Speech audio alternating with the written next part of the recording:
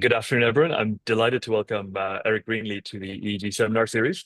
I met Eric in Delhi a few months ago at ACM Compass, where he gave a fantastic talk on partner-driven environmental sensor design, working with indigenous scientists and conservationists.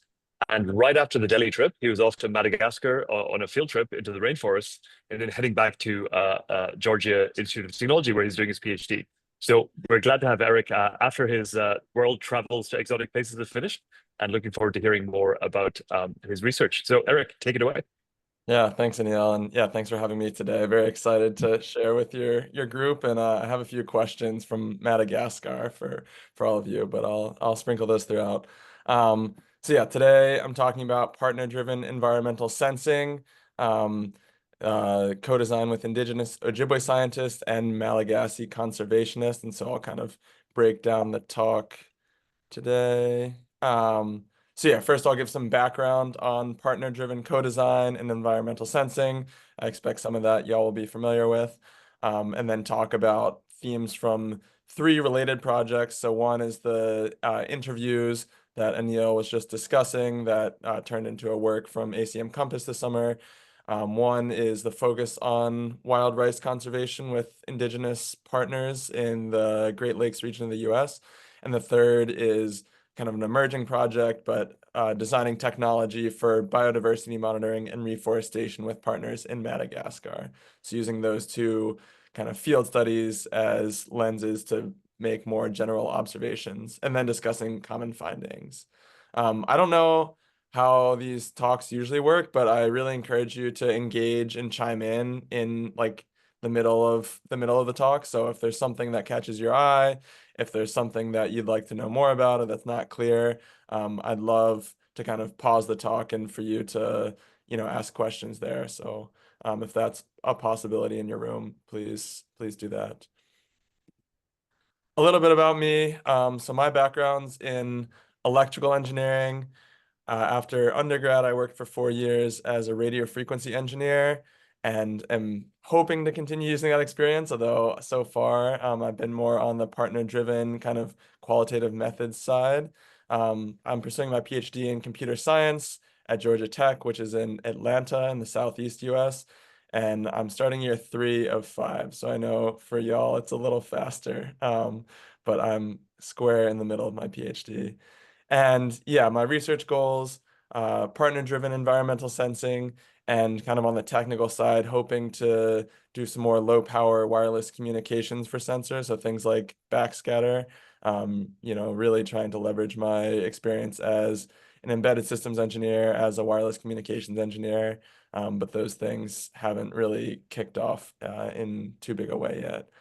Um, I got interested in this space because of Madagascar, and so this talk will kind of come full circle. But basically, one of my friends from undergrad is studying ecology in Madagascar, and he was talking with me about the sensors that he was deploying. And at the same time, I was taking an Internet of Things class, and there was just so much daylight between what he was describing his process was and what my engineering professor was saying is the state of the art in environmental sensing and how you could have internet everywhere. And, these things were really low power and really accessible. And that was not his experience at all. So that's what kind of drew me into this space, into how we can get research to translate into real world impact for folks doing environmental sensing. And hopefully that I can kind of illuminate that throughout the talk. So I'm co-advised here at Georgia Tech. I'm in the Kamo Moa lab where Josiah Hester is the PI. Broadly, we're reimagining and enabling computing for sustainability with a big focus on indigenous sovereignty, especially, I don't know how much folks in the UK are familiar with indigeneity, but in the US, there's a lot of uh, tribal nations and indigenous nations that kind of have some tension with the government sometimes, and we're trying to build tools with them to promote their sovereignty as sovereign nations. Um, we have various projects, a lot of them about removing batteries and finding alternative means of powering things, and then some health projects as well. On the other side, I'm advised by Dr. Ellen Zagura in the Computing and Society Lab. She recognized some of the faces on this call today, so that was cool.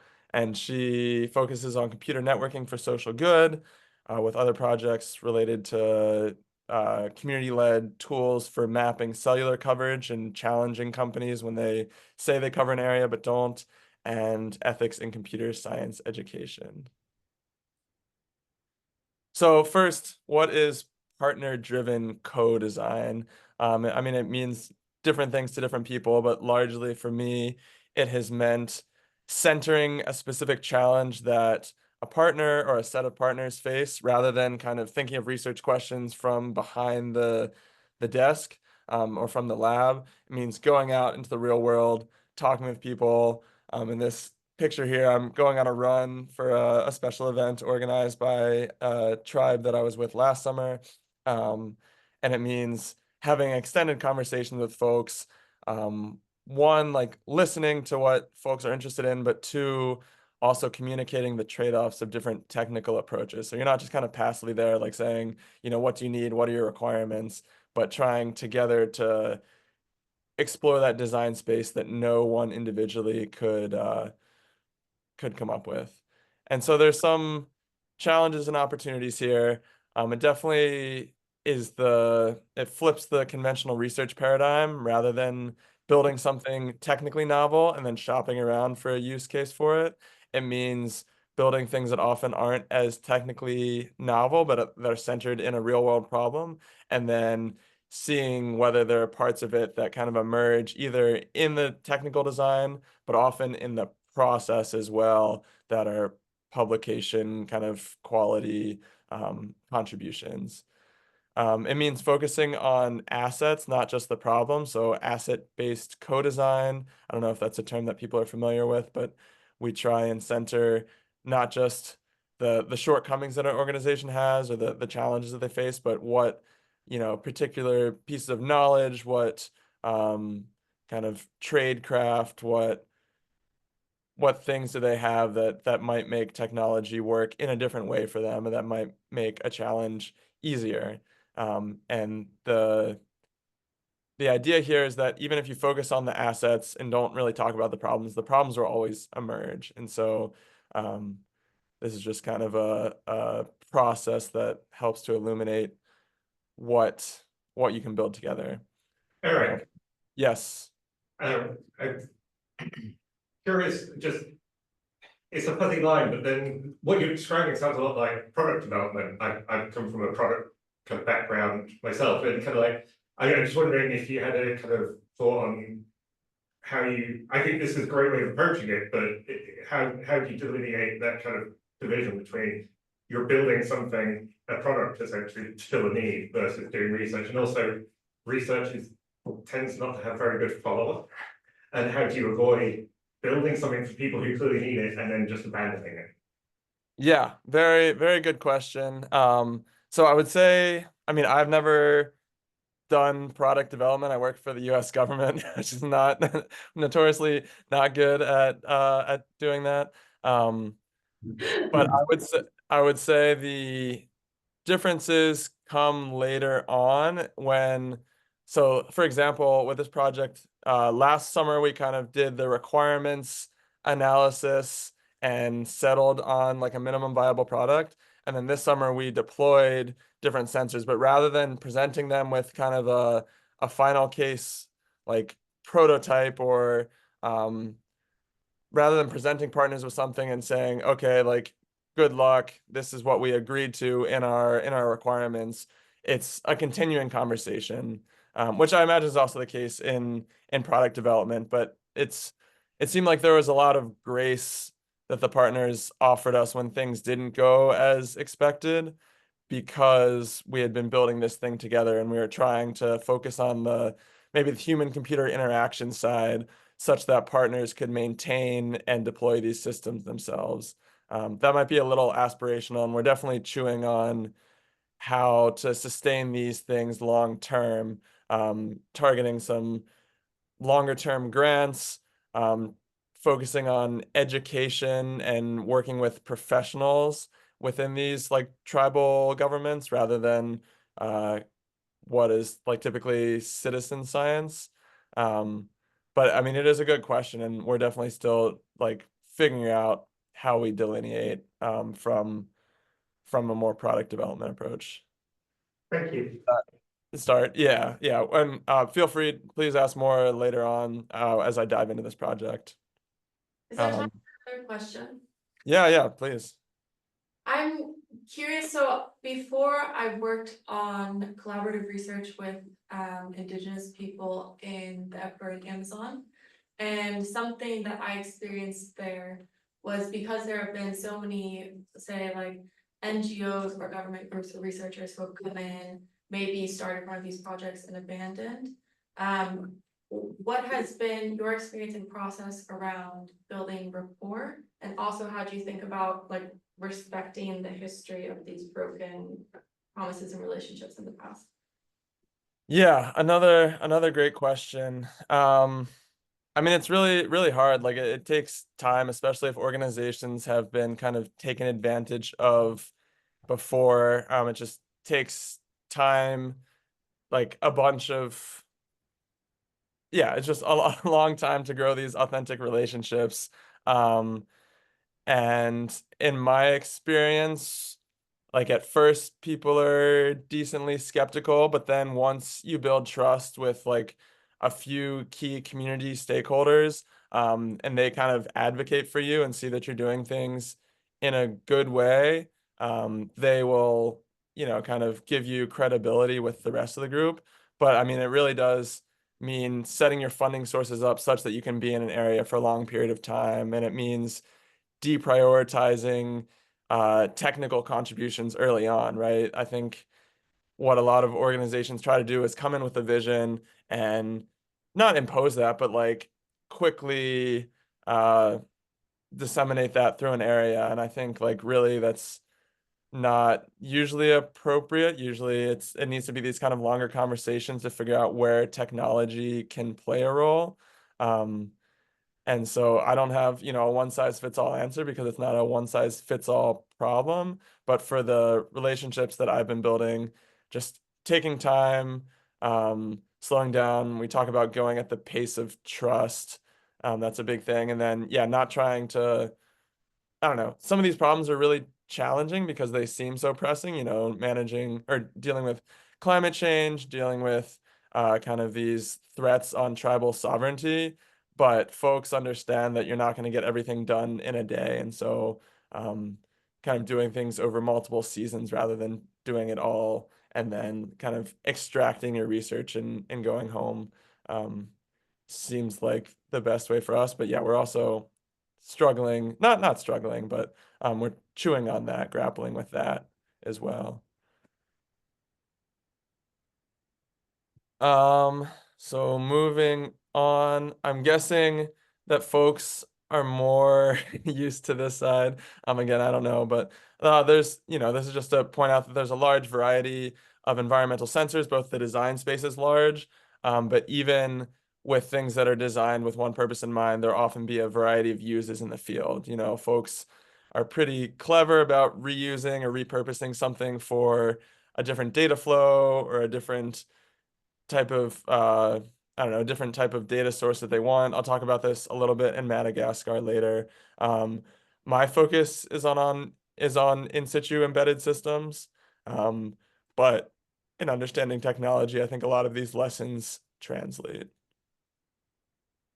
And so see, these are some of the questions that I've kind of been asking throughout, some of the research questions. How are scientists interacting with technology currently? How are they using data from these sensors? Like, how do we actually make these data actionable so that they work with the workflows that scientists are using, or other, when I say scientists, I also mean other professional conservationists. So for example, each tribe will have a tribal natural resource department typically, and these are professionals who are both gathering data, doing the science, but also doing the kind of communication, the scientific communication work to turn these things into policy. And then under what conditions can computer science research translate into useful tools? So the first project, which Anil alluded to earlier, is findings from semi-structured interviews with professional scientists.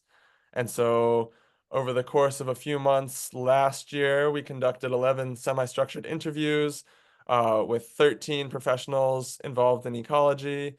10 of them were field researchers, so people who themselves go out into the field to deploy sensors, collect data, and 3 of them were more managerial, so interfacing with folks who did this but not doing the work themselves. And so this was very much a qualitative study. We used 2-stage coding from the interview transcripts to illuminate themes. And then we also tie this in with stories from the wild rice conservation from the summer before. And so you can see the table on the right is kind of showing different people's experience. I don't know if the Zoom camera is blocking any of that, but say again? It's impossible to read, but if you just tell us the salient points, it would be helpful. Yeah. I would just say the salient points are there are a lot of different work roles, even within this kind of constrained space. And please check out our paper if you'd like to learn more.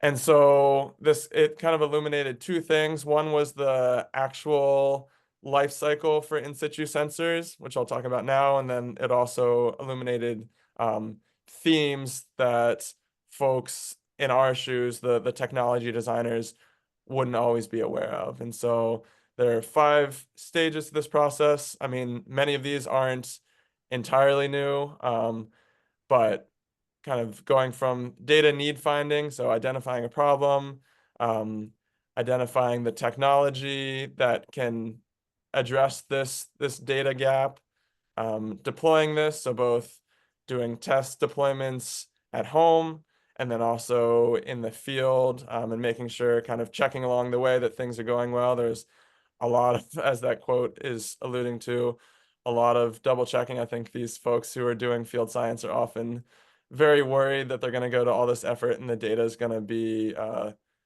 like not going to be there for whatever reason. A lot of work also that we don't always understand going into maintaining these sites in the field. So once something is deployed, making sure that the data streams are quality, and then analyzing the data and turning it into something actionable. And a lot of this turns into data management, especially when you're coming from areas that don't have reliable internet, if you're sending a lot of data back. So a few observations from this sensor lifecycle analysis is folks like to stick with the devil they know, which is where the title of the piece comes from, when selecting technology. So even if there's new technologies available that offer to do something better, something faster, something cheaper, folks are very averse to trying something new. And so I think there's a big space for us as, people developing technology to minimize that jump between what folks are working with now and what they would like to use, so that they are kind of more open to accepting risks or open to deploying 2 sensors at the same time, one that is what they know, and even if it takes a lot of energy and a lot of money, they know that it works, but then also co-deploying something new to kind of showcase what new technology can do. In the deployment phase, folks did a lot of mock deployments at home, and so trying things out before going out. And then, as I talked about before, there's a lot of issues with data analysis, just large amounts of data and different data sources being interoperable. And so if we can understand when we're designing a sensor, what the data pipeline is going to look like, what metadata need to be captured for it to work with the current systems, that can be a big win for folks. And so so now kind of going into the theme section, from the coding from these qualitative interviews.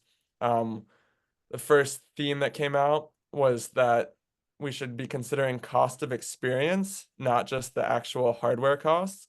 And so, for example, we had one partner doing the wild rice conservation who had developed this really cool custom sensor. The parts were only about $200. It measured water level and sulfate and temperature. And it was, he had designed it himself as an ecologist. And so that's the picture in the top right there. And despite it only costing $200, he had only deployed a handful of these. And when I asked him why, he said it was because, oh, well, each one takes a whole week of my time to make. And so when we consider, the cost of a system, it shouldn't just be the cost of the parts or the cost of the cellular subscription plan, but how complicated it is to make, and especially with someone's, resources available to them at that space. He's in northern Wisconsin. How long is it going to take to make, and how many, 40 hours of his time is worth a lot, especially when he's wearing so many different hats and going to the field. Similarly, considering how expensive it is to go and collect data. So for example, one participant in these interviews talked about how collecting data himself requires a really expensive flight. And even if someone already in the country was going to do it, it would be a multi-week expedition. And so this helps to understand the kind of cost benefit analysis of, for example, adding energy harvesting so that someone doesn't need to go back and replace batteries, or making it network connected so that someone doesn't need to go and collect data off of it. The second theme we explored was technical requirements and trade-offs. This one is the hardest to kind of distill into a talk, so I encourage you to read this section of the paper. But basically how a technology designer putting themselves in the design space of a user can help to internalize trade-offs that otherwise wouldn't be clear. So for example, deploying this trail camera on the left with a partner last summer, we travel 2 hours to get out in the field. He sets it up with a solar panel from his boat, and then he checks his phone to make sure that there's data coming in to make sure that he can get these pictures live, and it seems to be working. And then we travel all the way back, and lo and behold, it's not connected to the internet anymore, and he doesn't know why. And so if, kind of to make the point that if the designer understood that someone would be accessing this from a smartphone, they might design the interface differently so that you could debug it in the field, rather than like relying on a kind of laptop or PC based interface, because we couldn't see all of the metadata when we were out in the field. And then also, yeah, talking about funding, which I'm not sure who talked about that before, but it's very difficult to fund sustainably a software tool that needs a lot of maintenance. So thinking about how we build communities around these to support it, how we build funding, kind of pipelines around these things such that it doesn't have the kind of 3-year like research cycle that we're used to for funding. And the third, kind of building on this, is community engagement. And so I think a very powerful quote from a participant was, if you look at the technologies that have the most active user communities, they have a community of practice built around them. They feel like they're not alone in deploying the tools. And so, I mean, there is some tension here. If you're building a tool for a single use case, it's very hard to get a community, like a bunch of kind of diverse users from different geographic locations or different backgrounds, to be using a tool. But if you can do that, and it seems a lot of folks talk about how the AudioMoth, I don't know if folks are familiar with AudioMoth, but it's a tool that came out of academia that's widely used and has these communities of practice around it. It has been sustained partially because there's funding coming in for the developers, but largely because they're users in the field who are helping each other out, and forums online for people to communicate information. And the final point I'll make here is that collaboration breeds collaboration. And so spending time with partners, understanding their goals, their assets, their needs, helps to breed further research projects. Kind of the more you understand a space, the more opportunities there are for research projects there. And so rather than doing one research project with a partner that kind of takes a lot of time, we're going for this model of publishing different aspects along the way, and then communicating, like drawing in other researchers as we understand the goals of these organizations better. Lots of things to discuss here, but some kind of, yeah, just a few things. there's a lot of space for exploring the middle ground between disconnected and real-time monitoring, since what a lot of people are doing in the field is like checking on sensors to make sure they're still gathering data. Like they might go into the field just to make sure that the battery light's still on, to make sure that the SD card isn't full. I think there's a big space for sending back some metadata, via really low bandwidth means, but not sending back all the data, and that would go a long way for a lot of field scientists in having the confidence that their data is being collected, and then having an exit strategy from these research projects. So yeah, knowing how you're going to sustain something long term. Is it someone in the community that's going to maintain it? Is it another kind of funding source that's going to do it? But making sure you're thinking about how it's going to translate. And then some of the challenges, differing timelines and funding models. I think we've already kind of discussed that. And then establishing clear expectations with the community from the get-go. So kind of not promising the world, even though, there are a lot of things that are possible, trying to communicate the trade-offs between different approaches and being clear that everything we talk about might not come to fruition. So I'll pause there for a second. Is there any kind of questions or comments that folks have from that first part? I had a comment here with this. I mean, the suggestions and ideas you have here are quite interesting, but I was wondering, is this really new? I mean, people sort of knew this already, probably even 20 years ago, right? I mean, what's novel about this? Yeah, that's a good question. So I would say what's novel about this is we tried to draw from a diverse pool of field scientists.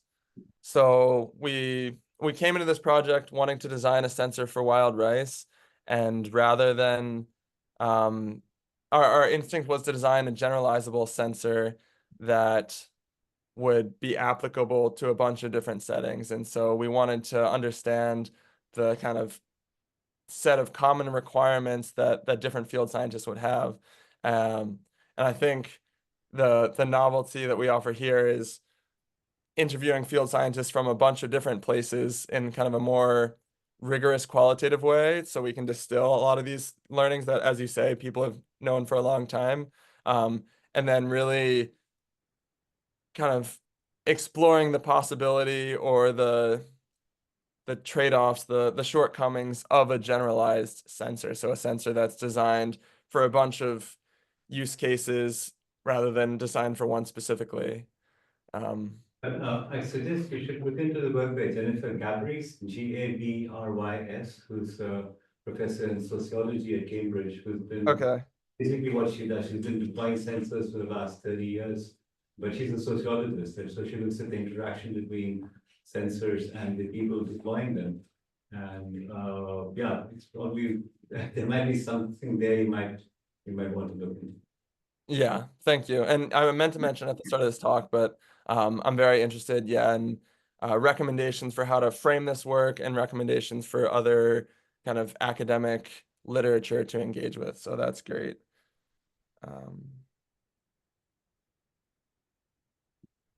So going on, so trying to ground this work in real world projects that I've worked on.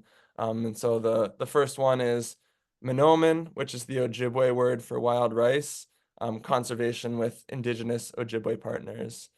And so manoomin faces a variety of threats in the region. Some is mitigating the effects of climate change, but also there's a bunch of mining projects in the area.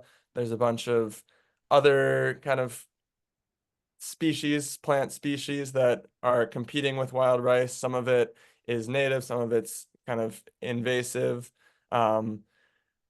Manoomin is this pillar of Ojibwe culture. It's how the people came to settle in this area. And it's also a big food source, especially in the winter. And so kind of the Ojibwe way is to follow the seasonal rounds. And so at different times of year, different food sources will become available. And folks have access to grocery stores and kind of things like that. But there's a big cultural push to respect the seasonality of different foods and this was a big historical food for surviving the winter. And at the bottom here makes the point that I was just talking about. We're initially focused on making a modular, generalized platform for environmental sensing that could have applicability to a lot of settings. But we discovered that wasn't, it's hard to build something that's general enough to be useful in a variety of contexts, but that's environmentally hardened enough, that's robust enough to survive, a season in these lakes out here. And so on the right is a map of all the rice lakes in the Western Great Lakes region. And so that's, if folks are familiar with US geography, that's Wisconsin and Minnesota and the Upper Peninsula of Michigan, kind of along the Canadian border. So here's some pictures of the environments. On the left, you can see the sensor that we eventually did develop. And then on the right are these kind of rice stalks before they're actually fruiting.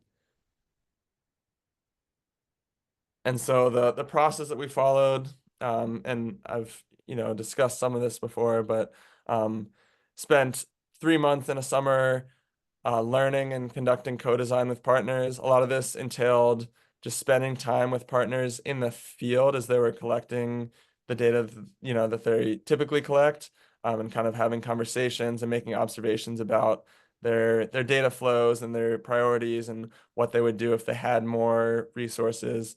And then we spent a season piloting a design, prototyping it, and then over the summer we deployed 8 sensors with 4 different partners. And that was basically to get a foothold in this space, so we know that we're not going to address all of the challenges or even all the things that are in our minimum viable product, but making sure that it withstands the kind of harsh environment of these summers, and getting feedback along the way from partners to make it work with their data flow. And then going forward, we're going to iterate on this design, and then have a scaled up deployment next summer and over the next few years is the plan. And so here's the sensor itself.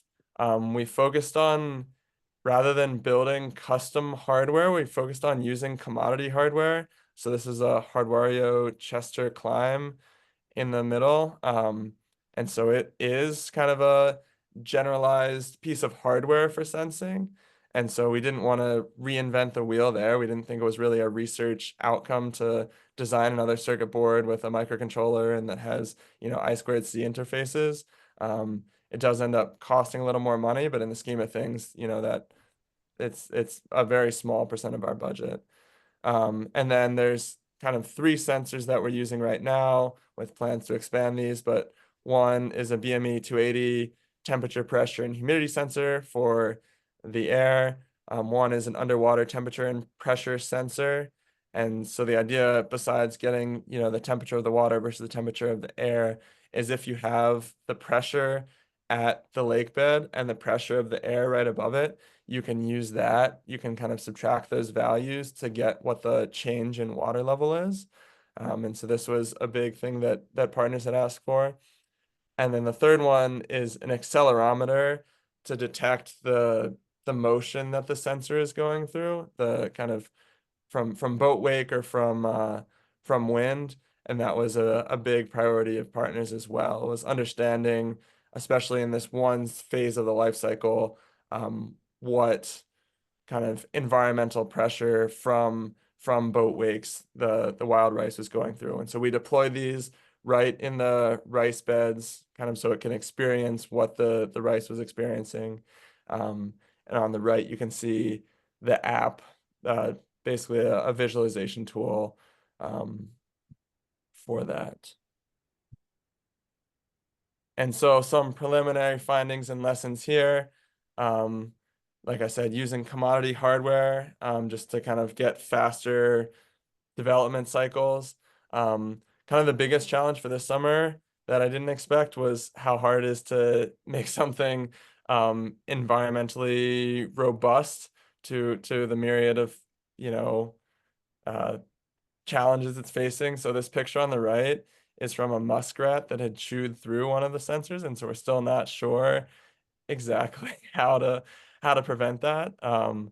But you know, this kind of gave us a foothold, something to iterate off of. Site planning was a challenge. This was connected to the. Go ahead. Tom, who worked with deploying sensors in the Carpathian Forest. Talk about the bears, Tom.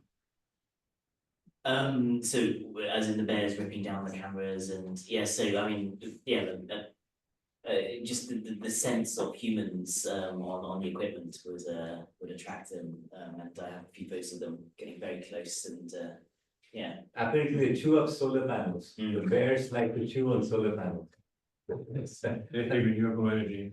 I don't know, but I mean, muskrats like cables, and yeah, I think they had another thing that liked cables. I can't remember which one it was that chewed on cables. I think some cable wrappings are now kind of soy protein based, and so they're kind of, they are kind of food. They're essentially sense of food.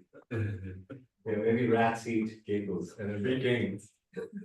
Have you all had any success in deterring bears or rats or any of these things? Not use solar panels, basically. Okay. Because the solar panels would attract bears and also poachers shoot them down. So we were forced to use battery-based products because of that. So that was a big design decision that, again, was a co-design because the forest rangers told us you can't use solar panels, even though the bears will eat them. Wow. Does something like that stop the data collection entirely, or does it corrupt it in some subtle ways? The muskrat chewing it here, I mean, that completely stops the data collection. Yeah, that's definitely a top priority to figure out how we're thinking of wrapping like a wire mesh part around, like consistently on, I think 3 of the 6 that we've collected so far, there were chew points at the same kind of point right where the sensor goes into the water. And so we're hoping if we wrap it in this wire mesh part just there, we can mitigate this. But yeah, it's definitely a showstopper. Like, This reminds me, I used to work for the phone company in the US, and they had these transatlantic cables that all were actually chewed up the sharks. So they invented shark-proof steel casings for transatlantic cables. You can probably buy a shark-proof cable, and they'll withstand all rats. Yes, look for shark-proof cables. okay, yeah, hopefully that works on muskrats. I think I'm not making that. I think it's the transatlantic cables from the 1930s and 20s were chewed up by sharks. Yeah, but what's the diameter of those cables? Those are a bit bigger. So.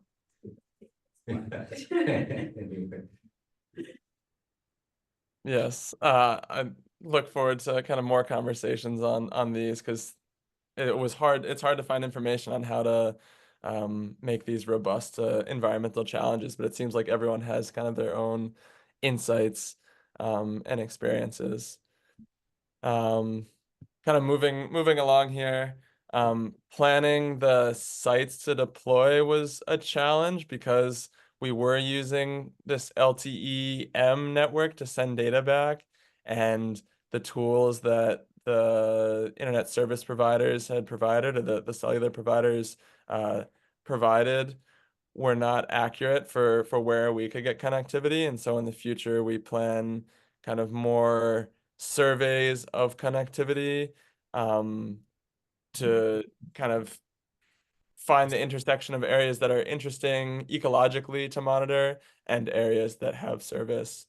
And then kind of the last thing here is for low burden of deployment and maintenance. So how do we make it easier for partners to deploy and maintain these themselves, rather than something that, you know, for example, this season, we, the designers, went out and deployed these things.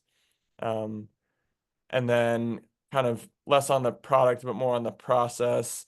How do we kind of prioritize research versus partner goals? They're not always this novelty. And, you know, as I think Keisha was talking about, a lot of this work isn't novel in the design sense, or isn't novel in that no one knows it sense, but it's in this specific intersection of partners and technology and sensing. And so how do we frame things such that we can continue to be an asset to our partners while kind of hitting our career goals? Definitely a lot of tension there, and I don't have answers yet.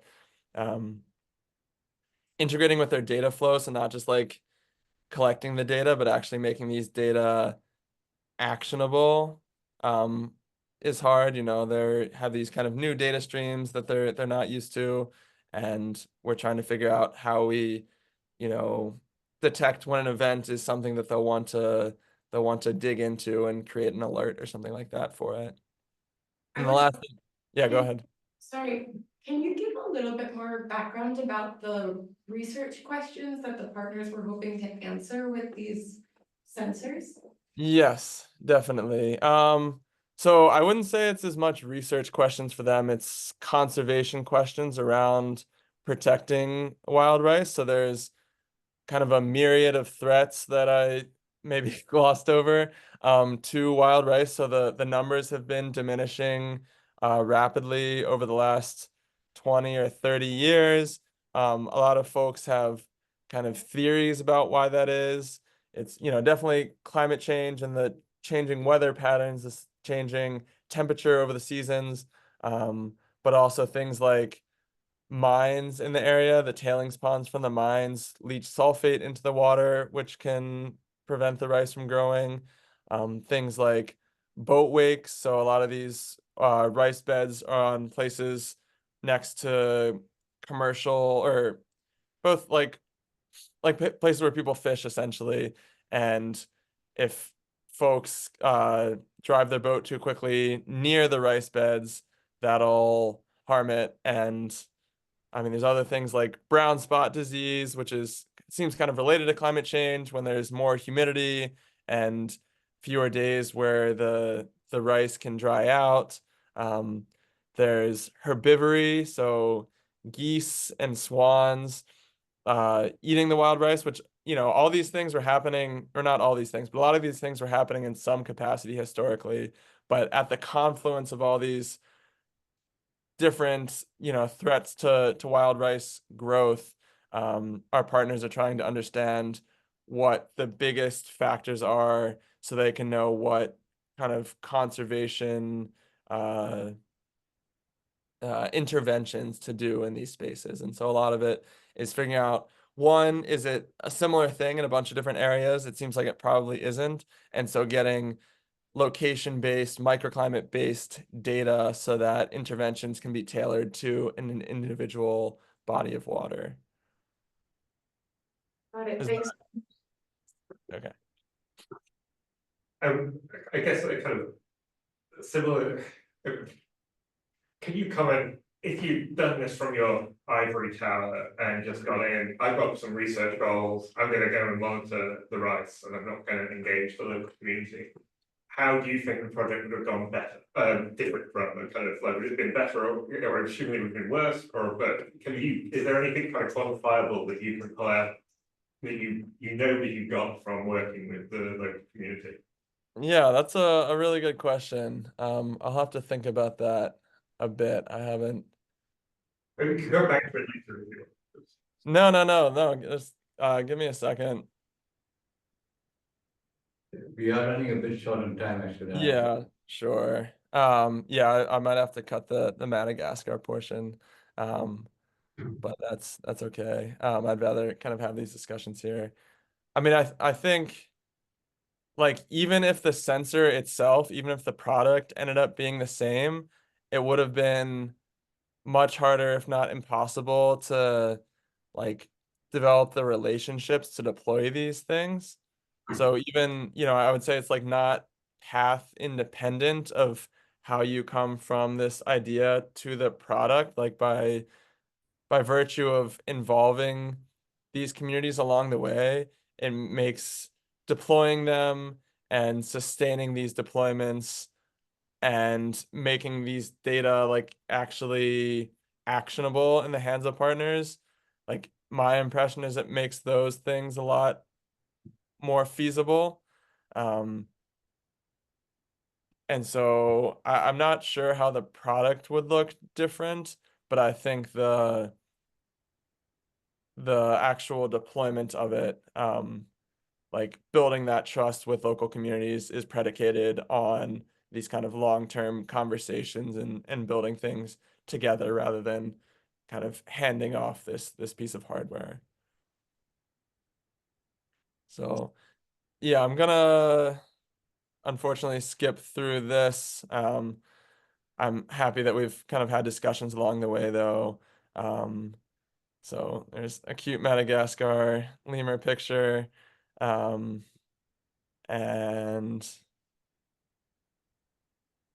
yes. I do want to talk about this briefly though, because I think your group, like I don't have the expertise here, but I had a lot of questions. So in Madagascar, and stop me when we need to stop. Eric, there's a question from Tom here. So I was actually quite interested in sort of the methods you were using to sort of evaluate biodiversity, which sensors you use. Just really briefly, like how you're doing that or planning to do that. To measure biodiversity here. That was your question? Yes. Well, how are you doing? What's the sensors and what are your methods for evaluating biodiversity? And that's Yeah. So far in Madagascar, I haven't developed or deployed anything. This was kind of a more ethnographic lens at looking at what folks are using right now. But it was a combination of kind of manual observation. So what do you hear and what do you see? That, in Madagascar, I think the cost of living is a lot lower. And so a grant can sustainably fund 20 people to go out and do this work manually. And then technology-wise, folks were using acoustic monitors and trail cameras largely for identifying what species are in the area, particularly birds and mammals that kind of have these vocalizations. Great. Thanks. Yep. Okay, so with 5 minutes more, so Eric, if you could wrap up, then we'll have time for a few more questions at the end. Yeah. I'll take questions now. Yeah, was a little optimistic on what I could do here. Real quick, I just want to acknowledge the different tribal partners and different funding sources that have funded this work. So thank Eric, you. sorry, I really want to hear the slide that you skipped over. I know you're getting advice from this group. I would love to hear that slide on, yes, this one. Okay. Yes. Thank you for asking. So yeah, folks, there are a lot of kind of carbon credit schemes in the history of Madagascar. Locally managed forests getting some money for sequestering carbon or kind of maintaining the carbon stocks or the health of the primary forest. But a lot of folks expressed frustration with these systems for a variety of reasons. Can't capture all of them here, but it seemed like the primary one was not accounting for ecosystem services from different types of trees. So, the work that these forests do, often in providing food sources for lemurs and other animals, the like remote sensing data at least wasn't at that point. I don't know if it could or couldn't do this technologically, but it wasn't capturing the different fruit and leaves and kind of the phenology of the forest, and how it's providing a food source and a habitat at different food sources at different times of years for predominantly lemurs, but other animals as well. And then also how it incentivized fast growing eucalyptus, which would kind of grow quickly, but had weaker roots and probably wasn't sequestering as much carbon. And then 10 years down the road would be cut down for charcoal. And so I had a lot of partners ask me, oh, is there a way with remote sensing to differentiate eucalyptus from, other kind of native plants and then native trees? And then also, just in kind of the carbon credit scheme, how do we account for the other roles that trees are playing besides just sequestering carbon? What services they're offering to the people and animals of that area? And I'd love to hear your thoughts. So I just have some questions about the background context in Madagascar. So are most these projects located in degraded forests or abandoned agricultural lands and or some other kind of land use, and are they mostly government led or pioneered by local communities or by international NGOs? Like, what's the global landscape in the situation in Madagascar? Very good question. So I was predominantly in 3 different protected areas. 2 of them were rainforest national parks. You can see the pictures here on the right. I was there during the dry season, led by a combination of NGOs and local communities, and kind of in different capacities. Everyone kind of advertised themselves as community led, but there were definitely some differences in how that was actually being followed through on. And then the 3rd place was a special reserve, which was this kind of dry forest in the south west of the country. And that had kind of the longest term community engagement. But a lot of times, there will be community engagements in several different capacities in the same area where you'll have, a community led they call them COBAs or COIs, community-led monitoring of kind of pressures on the forest itself. So looking for signs of logging, looking for signs of taking exotic, animals for the exotic pet trade, but then also employing local people on the project. So it's kind of this multi-pronged approach. I'm going to have to break in here because this really is the end of our time. So the group waiting outside. So let's thank Eric. Please follow up with him separately. I found him on GitHub, so I know he exists. Yeah. And thank you very much, Eric, for your time. You will be hearing from us, I'm sure. Yes, thank you for your time and questions, and I look forward to talking with people going forward. Thank you.